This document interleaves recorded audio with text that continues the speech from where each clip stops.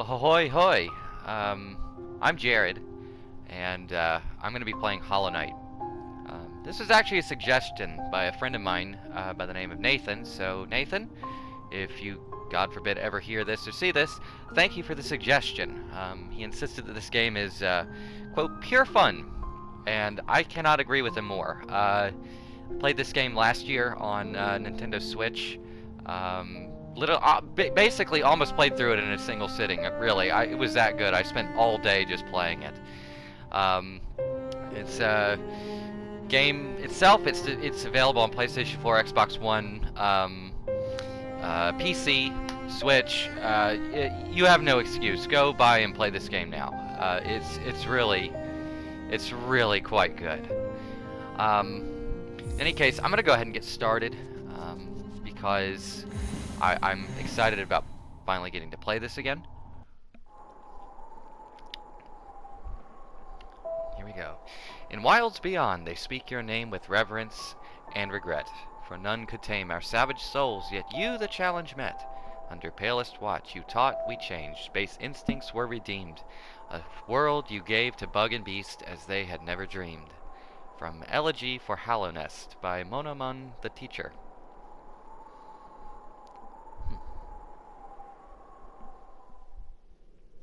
A nice little way of, I guess, easing you into this very, very creative world that the developers have put together.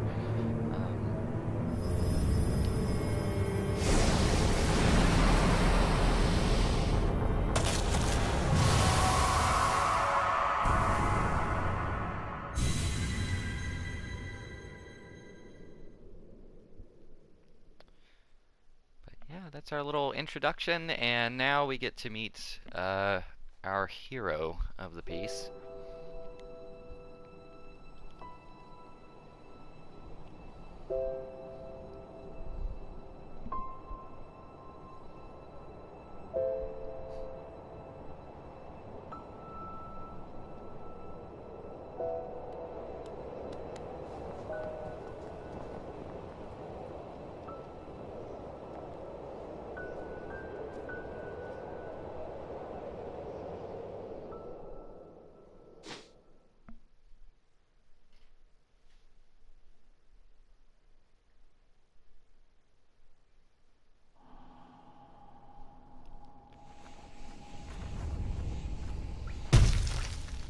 Okay, there we go. There's our hero, and we get to start the game. So, Hollow Knight. Hollow Knight is a Metroidvania. By now, if you've been watching anything I've put on this YouTube channel, you probably know what a Metroidvania is. Think Symphony of the Night or Bloodstained Ritual of the Moon. But this one in particular, I think, kind of holds a very special place for me in my heart, because I ended up playing this initially back in 2017 when it was released on PC, and I probably played it for about 35 minutes, and then kind of put it down and never came back to it. But I did end up picking it up on Nintendo Switch, played through it on there. It was fantastic, and now I'm playing it yet again on PlayStation 4. It's quite the achievement, I think. Let's see. Higher beings, these words are for you alone. Your great strength marks you amongst us. Focus your soul, and you shall achieve feats of which others can only dream. And so, yeah, this is sort of probably one of the more important mechanics of the game. Every time you hit an enemy, you collect soul points, and you can spend those soul points to heal yourself. It's a really neat mechanic, and I really enjoy it. I think it's a really cool idea for a game like this. But I guess I can kind of quickly talk about the developers of the game. The people responsible for this game, it's a team known as Team Cherry. They're based out of Australia, from what I understand. And they are like very small. They're like, I forget, it's either like 3 or 4 people that make up the entire dev team. And I gotta say, like, for such a small scale dev team, I'm amazed at the sheer amount of quality that is on display with Hollow Knight. It is, I mean, it's just, it is an impeccably designed and impeccably made game. And I would really highly recommend anybody who is like not heard of this, or if you haven't played it, like, one, shame on you, and two, like, go do that now. Like, please, like, go play this game. It is, I mean, it's just phenomenal. No hyperbole at all in that statement. It is just amazing. Alright, beyond this point, you enter the land of King and Creator. Step across this threshold and obey our laws. Bear witness to the last and only civilization, the eternal kingdom, Hallownest. Alright,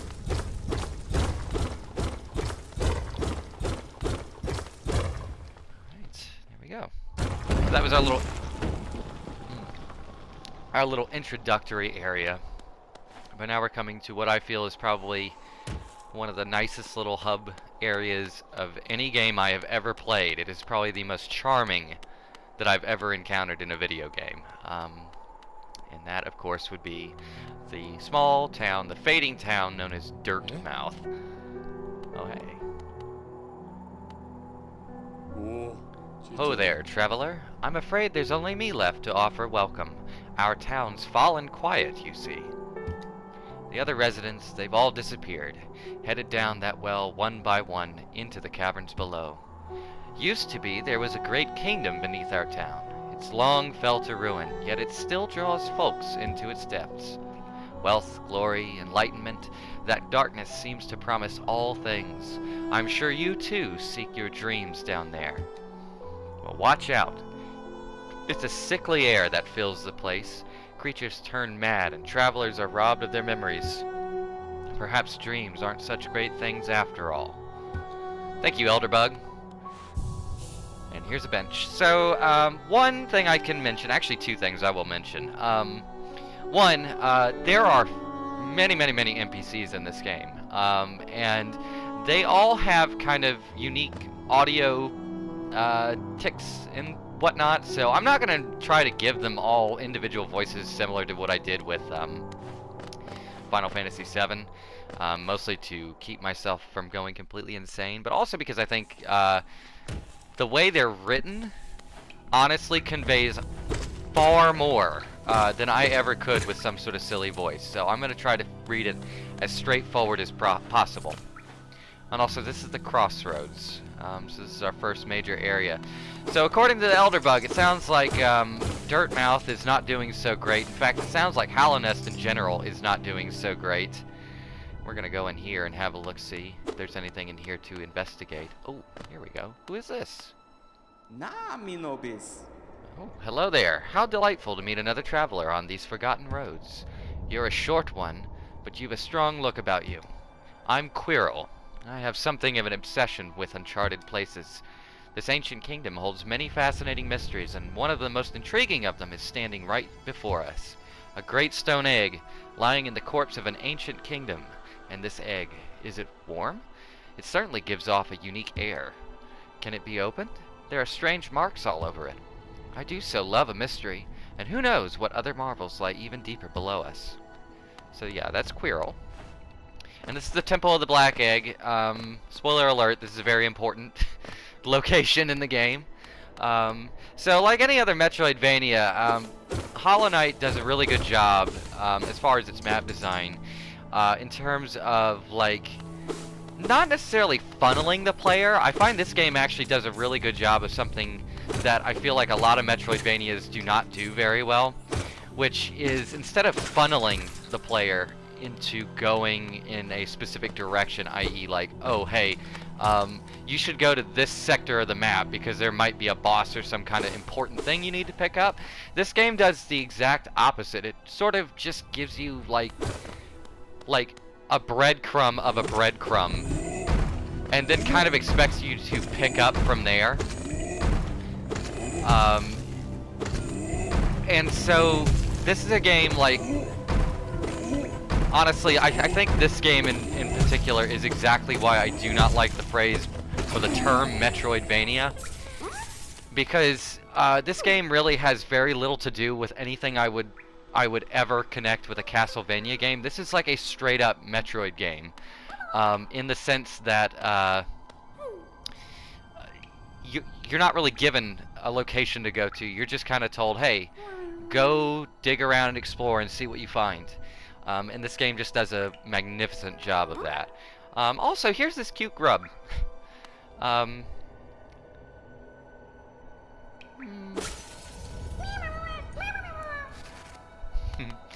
So yeah, that's another thing. We're gonna encounter more of those as I play through, but just keep in mind the grubs are kind of important. They're sort of like a little special collectible, I guess, that you'll find throughout the game, and it's very worthwhile to try and get as many as you can. I'll leave it at that.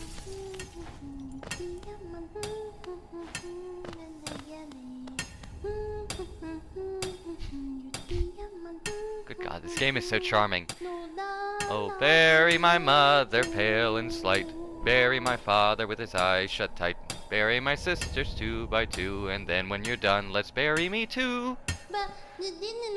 Do you know that one? It's one of my favorites. We can sing something else if you like.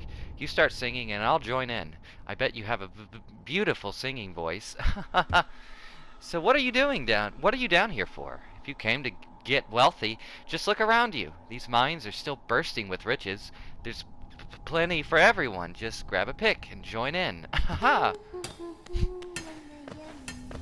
So, as I said, this game is full of just tons of unique NPCs, and they all have a very specific way of talking. They're all written very specifically. And they're all just, I mean, just full of personality and charm, and this, I don't know, this game is just so, it's so well done. It's absolutely so well done. Also, too, as far as the controls, as simple as it gets, really, you know, you can use the D-pad to move our knight hero left and right, X to jump, square to swing your sword, which is called a nail. You hold down circle, and that's what you use to focus, use soul points, and get your health back. When you've lost it, of course, which somehow I'm actually doing okay. I haven't been hit by anything yet.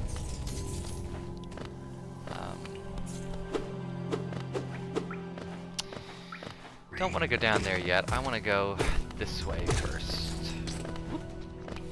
And also, in case you're wondering what the stuff is I'm picking up that the enemies are dropping, that is Geo, and that is the currency of the game.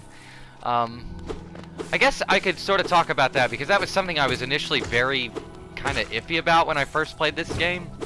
Especially my first go around with it, or my first attempt at it on PC. Was that I found myself getting really frustrated. Because the game itself, it's not the most difficult game ever, and once you kind of get used to it, it's actually really a smooth experience, but there are sections that will kind of be difficult, and we will be seeing a few of those through this playthrough.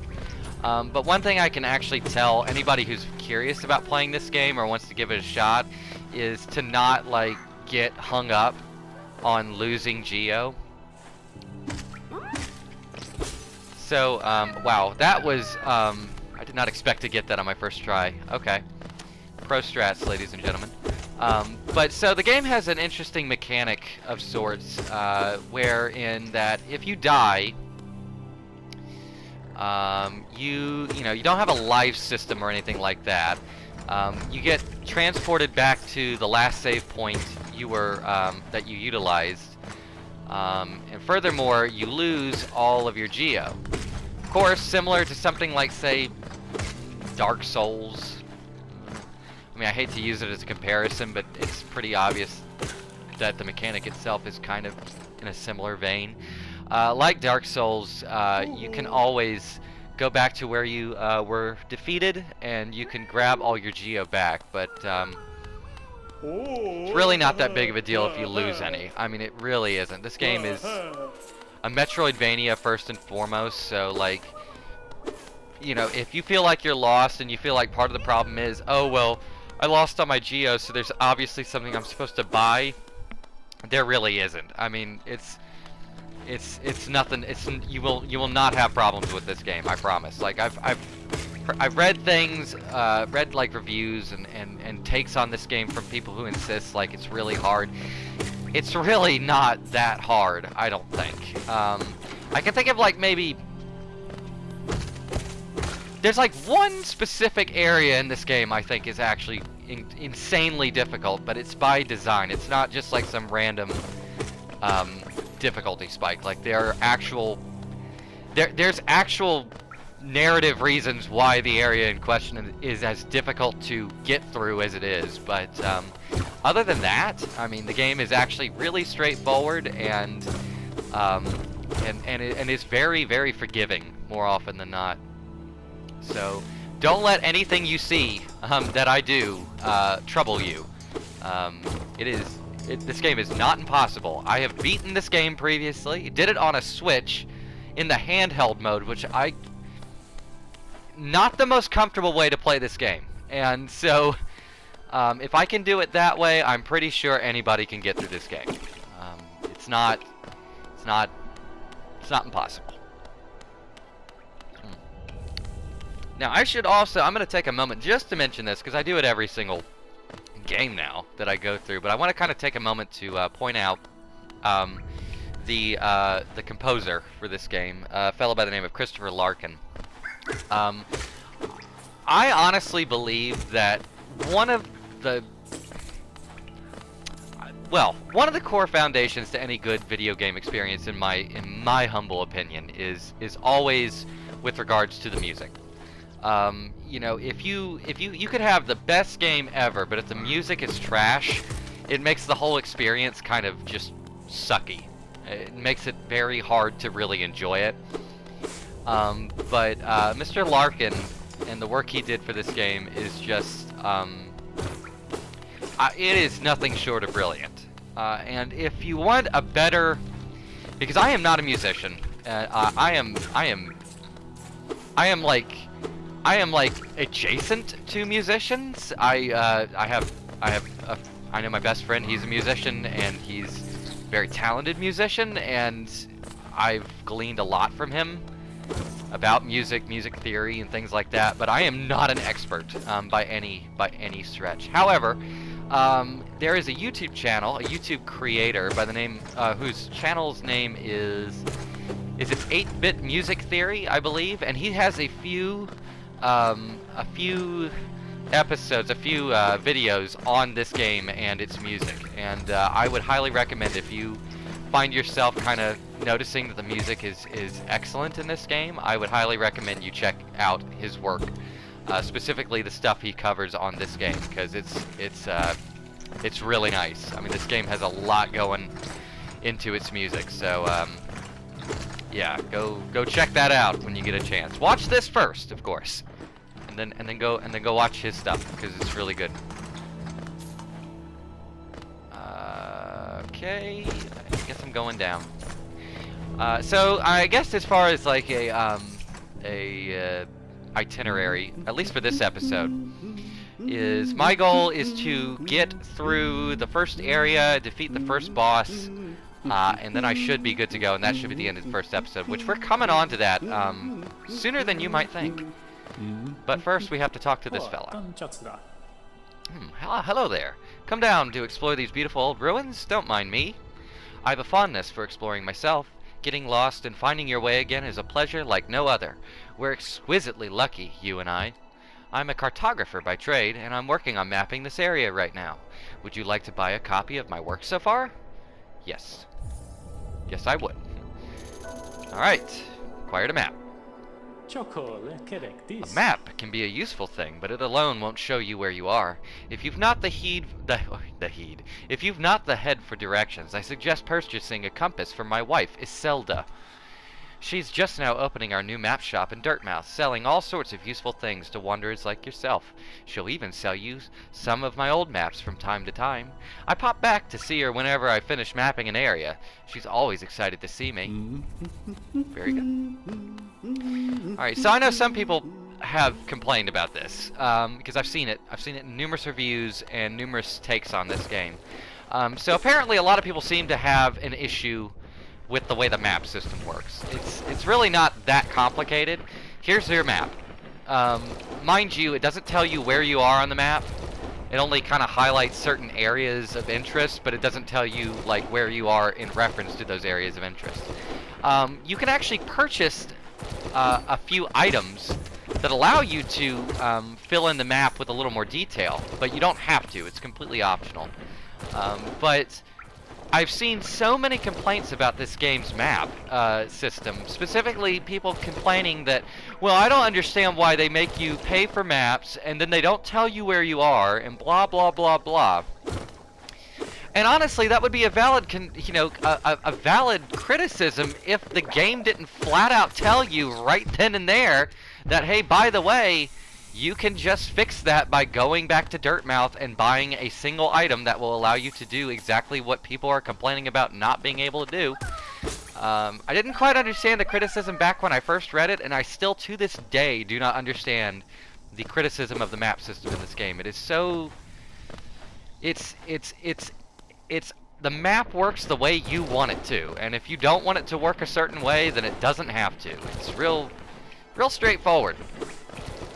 I don't know. I've seen a lot of people give this game shit because of its map system, and I'm so perplexed by that. I mean, of course, everybody's entitled to their opinion, and I certainly don't begrudge you that, but, like, my goodness, like, if your problem is the map's not telling you where to go or where you're at, I mean, the game gives you all the options necessary to make that happen, and they're not exactly hard options to take advantage of, so I don't know, it just always seemed like a very strange criticism to me.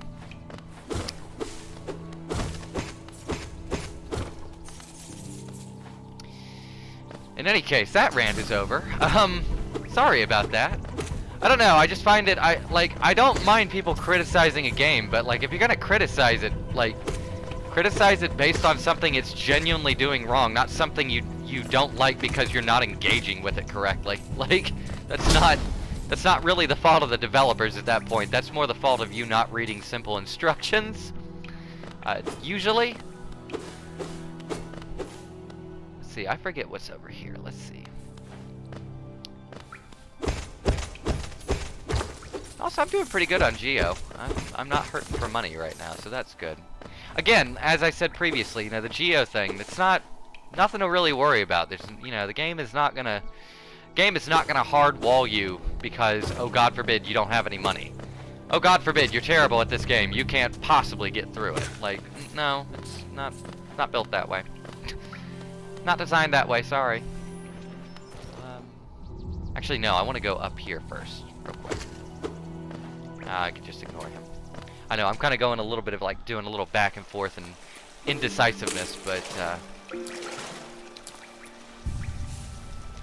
go. So yeah, again, the benches, that's how you save. That's also how your map kind of works, too, because, the knight, on occasion, when you sit on benches, like, if you've explored, new areas, or you've gone to new places on the map, the knight will, when you sit on a bench, he will actually make notations in his map. It's a really cool system. I gotta say, I honestly like it a little more than like what you'd see in, say, Symphony of the Night or Bloodstained. Like those games, their maps are fine. I mean, they're literally just filling everything in for you. Which is fine. That's one way to do that. But the fact that this game kind of makes you a little bit a part of that, I enjoy stuff like that. I like the idea of kind of being responsible for making sure that the map is being filled in, rather than it just happening through, video game logic. So, I don't know. Everybody's a little different. I guess I'm a little different in that regard, but I don't know. I likes what I like. And I likes the way this game handles everything, so.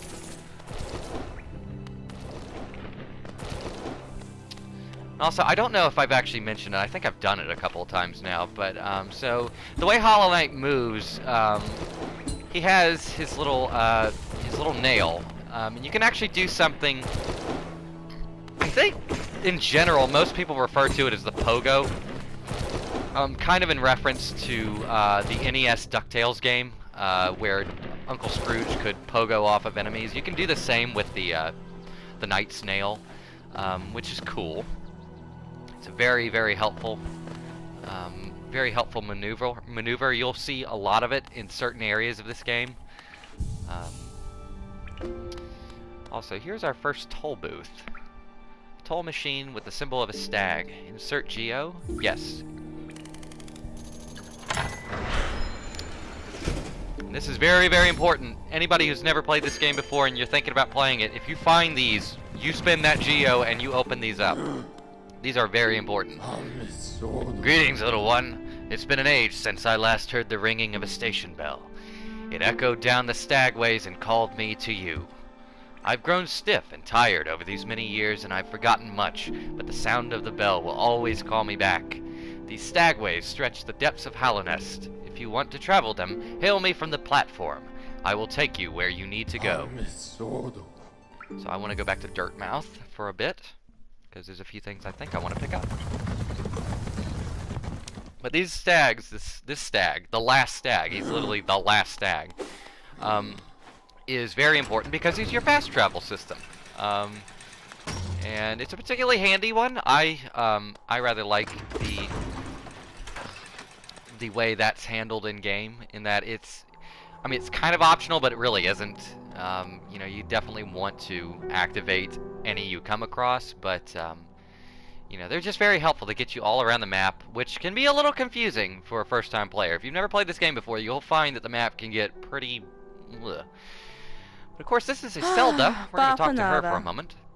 Come to buy a map, have you? It's really my husband you should be dealing with, but what a surprise. He's headed down below. He'll pop back occasionally to deliver new maps for the store, but I do wish he'd spend a little more time up here. I've not much interest in retail myself. Same here, Iselda. Now, let's see what's here for me to sell. So, okay, so here's a badge. I'm going to buy this. This will be the first thing I buy. That is the Wayward Compass. Definitely want that. Alright, and this is a charm. As the game is kind of explaining here, you can equip charms to activate special abilities, and I'll show that off in just a moment. But also, I'm going to buy this. This is the quill. I think this is the part that people got really confused about, possibly, with regards to how the map works. Because you do, in fact, not only have to buy the compass badge to tell you where you are on the map, but also you have to buy this quill to do the updating of the map, as I mentioned before, which costs another 120 geo, which I'm going to go ahead and get it because why not? Now, the only other thing that Iselda sells are these pins, which you don't have to equip them, right? You don't have to actually equip these. But once you buy them, anytime you come across, say, a bench or a cocoon or a stagway or a hot spring, it'll show up on the map and it'll be labeled as such. Otherwise, it won't ever be labeled. Obviously, I don't have enough geo, so I'm not going to worry about that. I'm not terribly worried about all of that right this second, because, I mean, I guess one of the weird things I can talk about, like, as far as the geo situation goes, like, early game, you're not going to have a whole lot of geo. More often than not, you'll have, I don't know, 300 or 400, give or take, on a good day. But as the game progresses and as you start moving forward, you will start getting a lot more geo. But as you can see now, the map, instead of it looking like a sketch, now it looks like a filled-in map. That's thanks to the quill. And I'm going to open my menu. I'm going to go over here and I'm going to go ahead and equip the charm. Okay. Oh, that's right. You have to be resting at a bench. You bench.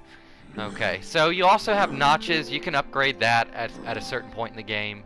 And so badges, all they really do, if you've ever played Paper Mario, think of the badges in that game. It's the same idea, just in a different genre, obviously. But badges will give you, like, special buffs. It'll give you special, not really skills, honestly. Like, I mean, there are a few, I think, that give you some slightly different skill maneuvers, but nothing crazy or major.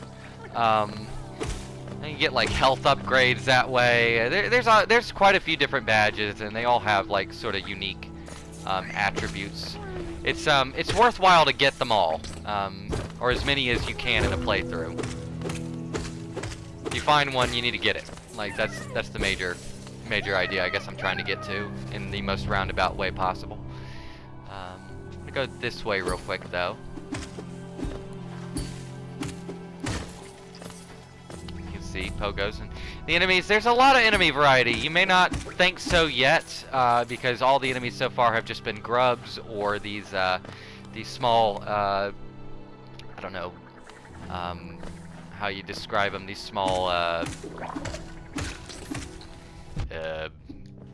upright walking insects. I'm not even gonna try that. It's not worth it. Geo is not worth the trouble. Not that kind of trouble anyway. Alright, here we go. Here's a pogo room. There we are. Ooh, first try. Damn, I'm good. I'm really not, actually. I'm fucking awful, but that's okay. But honestly, if it looks like I'm actually having very little trouble with platforming in this game, it has less to do with me being at all good at any sort of video game, and rather, it's really more down to the way this game controls. I mean, this game is just so tightly tuned with regards to its control scheme. Everything just feels right. Door with an open slot. Okay, so obviously that's something to look into later. Just like any good Metroidvania, this game is constantly sort of leading you into spots where points of interest lie, but you can't really do anything with them yet, and that's okay, because eventually you will be able to do stuff with them.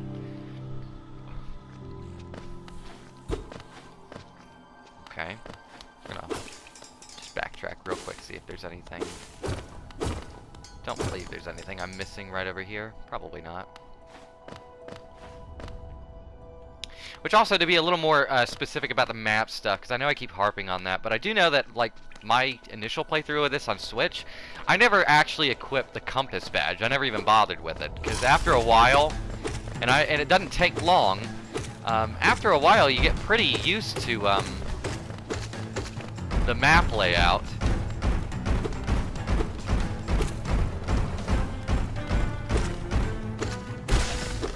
I guess I could acknowledge that was a mini-boss. That was Gruz. Gruz is dead now.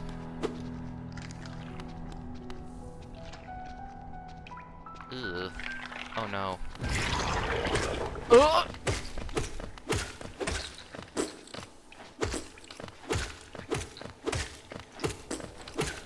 Yeah, the game itself, it consists, like, as far as like this is concerned, like, you know, the game will consist of like mini bosses, and traditional bosses, and I don't know. The bosses in this game are actually all really cool. I like all of them. I don't remember a single one I didn't like in my initial playthrough, so we'll see how that holds up now. Oh. Oro, you oaf!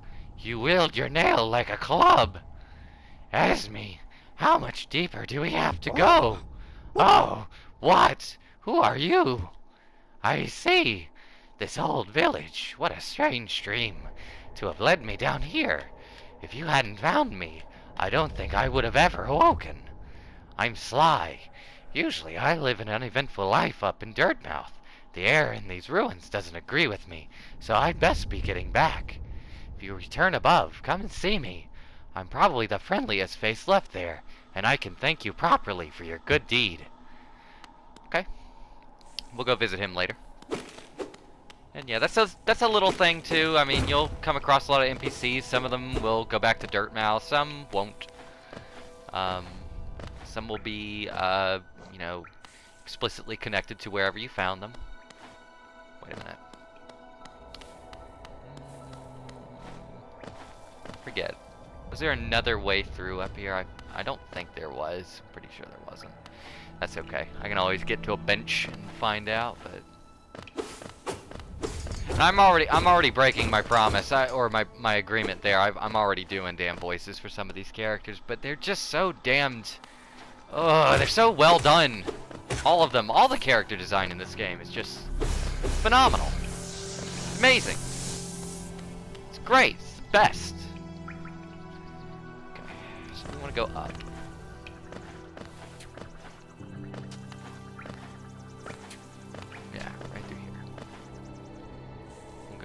stop at the Stagway. I'm gonna just get on the bench. I'm not going back to Dirtmouth yet. So I'm playing this like it's Bloodstained now. It's hilarious. Okay, so we've almost got the entirety of the crossroads filled out. So that's cool. Don't worry though. This is not fully indicative of just how big this map is. This game is big. It's one of the things I still am kind of amazed by when I think back on this title. Just the sheer size of it. I mean, for a game that was made by basically what, 3 people, 4 people? I mean, it's ridiculous. I mean, it is. It's ridiculous.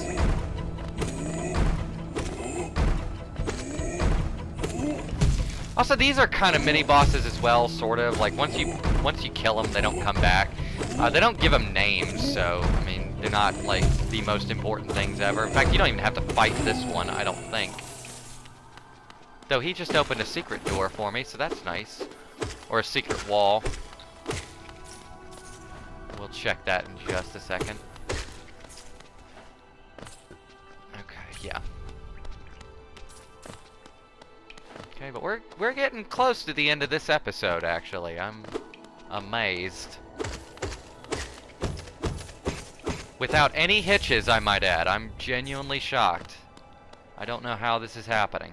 We might be in for a really decent playthrough, maybe. And then I say that, and then like the next area will just be a complete... Oh, God, it'll be a complete wash within seconds, but... I guess we need to go fight our first boss. Okay,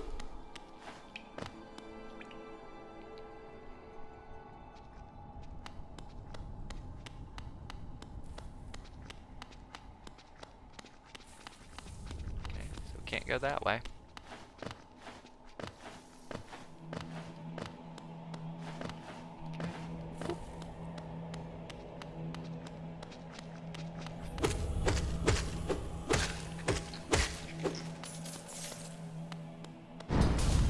Uh-oh. It's the false knight! First boss of the game. He's... well, surprisingly straightforward. As it probably should be.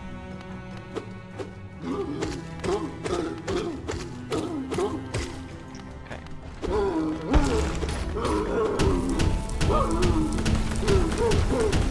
And now he gets a little more difficult.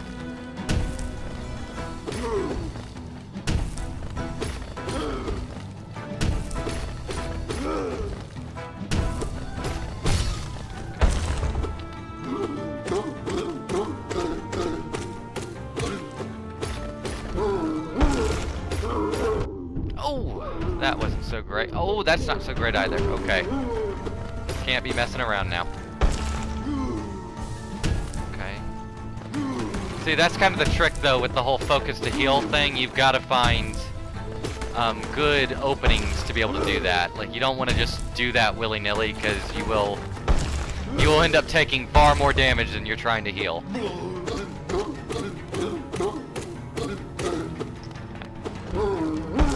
We're almost done with them.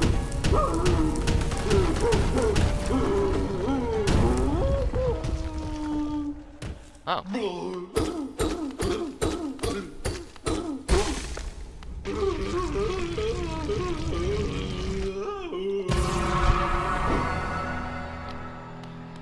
And there it is. That was the first boss. And now I have the city crest, a rather important key item. Also, here's my big old reward for having defeated him. Pretty simple first boss, though it can be a little tricky if you're not at least comfortable with, well, specifically if you're not comfortable with the length of the knight's nail, because if you understand the hitbox on it, one of the easier boss fights in this game. If you're having trouble with that hitbox, though, it can be real tough. It can be really confusing. Oh, hey. Sorry I missed you. If you're feeling lost, why not pop up to our store in Dirtmouth and purchase a map of this area. Available now for an excellent price. Okay, but we're not gonna go back to Dirtmouth just yet. We will in a moment, but not quite. First we want to see what's up here. What is all this? What is this? Whoop.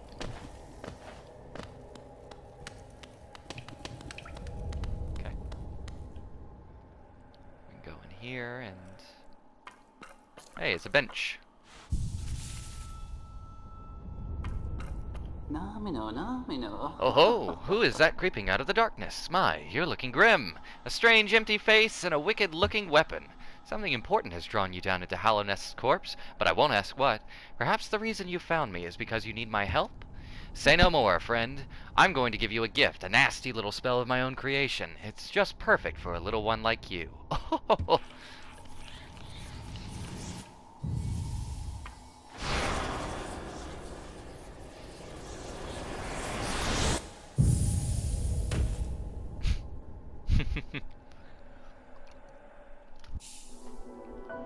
Alright, Vengeful Spirit. Tap circle to unleash the spirit.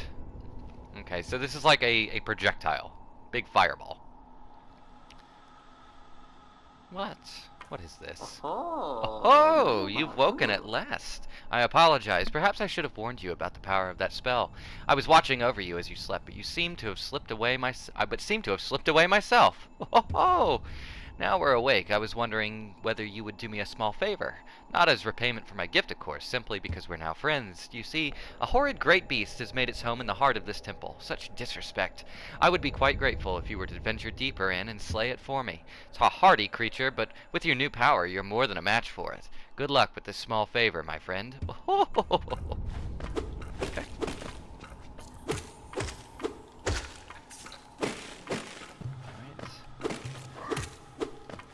So I'm not going to use it just yet. I'm actually going to wait until I encounter this beast that our friend is discussing or talking about. It's like a neat little area within an area.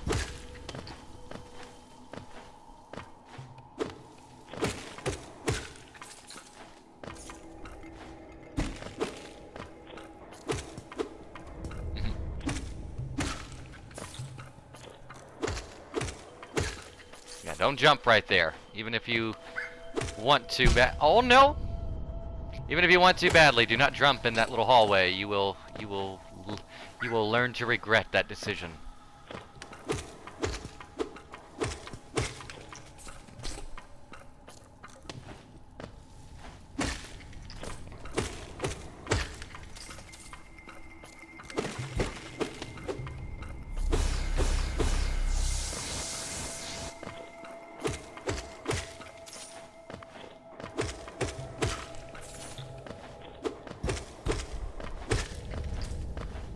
Also, too, fun fact, the nail can actually hit through smaller platforms, so always keep that in mind if you're playing this game. Like, not all platforms work that way, but a lot of times, like, floating platforms that you'll see that you use to kind of go, you know, go vertically up, whatever. That's a redundant way of saying that. Vertically up. Of course it's up. It's going vertical.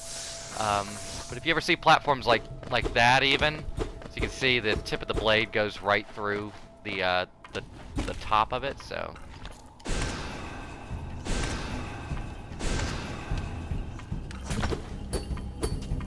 Oh no. So yeah, so here's the lovely creature that our friend was telling us about. But of course, not a big deal. Hey, Soul Catcher, new badge.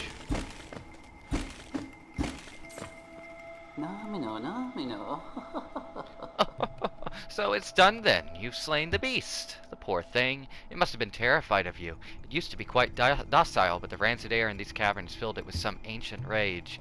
Still, you did what had to be done. You have my gratitude. Of course, we both know you wouldn't have made it through without that spell of mine. And look, the gate between us has opened. I'm sure you're eager to move on. Farewell, and have faith. Whatever you are seeking, it will find you.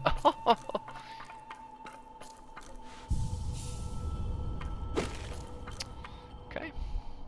Well, that's that. That was the end. That was our little bit with the snail priest. Nothing too crazy there. All it was really for was to give us a new spell. But hey, it's useful. It's helpful. now I'm gonna go back up. Let's see if I can get back to Dirtmouth from here. I believe I can pretty quickly. But yeah, it's a, you know, it's a Metroidvania game, and it's just a really fun one. I don't know,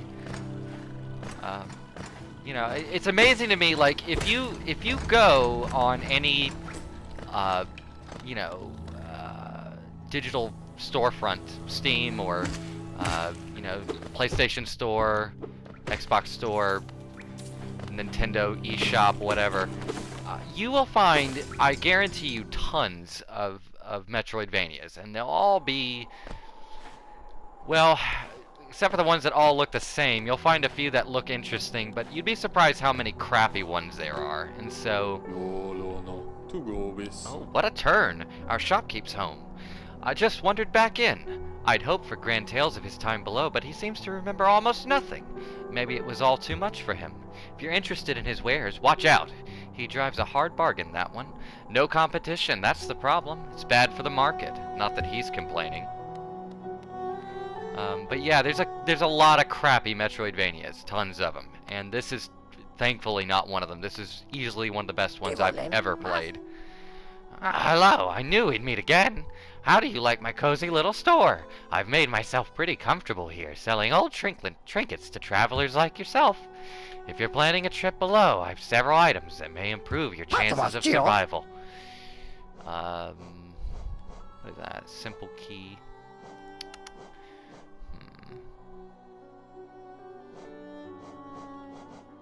Okay, I'm not gonna buy anything from him. I am gonna buy some stuff from Iselda though, real quick.